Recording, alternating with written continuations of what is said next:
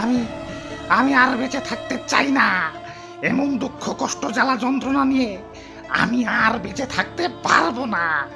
আমি মরবো, আমি এক্ষুনি মরবো। আমি এই নদীতে ঝাঁপ দিয়ে নিজের জীবন বিসর্জন দিয়ে দেব। আরে করো কি খারাও।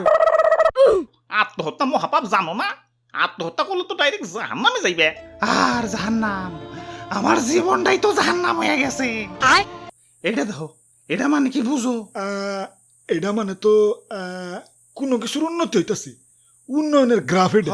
তাই তো দেখা যায়। হ, তোমাকে মতো এটার আমি উন্নয়ন ভাইবে এত বছর চুপ আছিলাম, পরে রিসার্চ করে দেখি এটা তো উন্নয়ন না, এটা তো বেকারত্ব দিন দিন বাড়তাছে। এটা তো দ্রব্যমূল্য দিন দিন রকেটের মতো উপরে উঠতাছে। এটা তো ট্রাফিক জ্যাম দিন দিন চরম হইতাছে। খুন, ছিনতাই, ধর্ষণ, চাঁদাবাজি এগুলা তো কন্ট্রোলের বাইরে চলে যাইতাছে।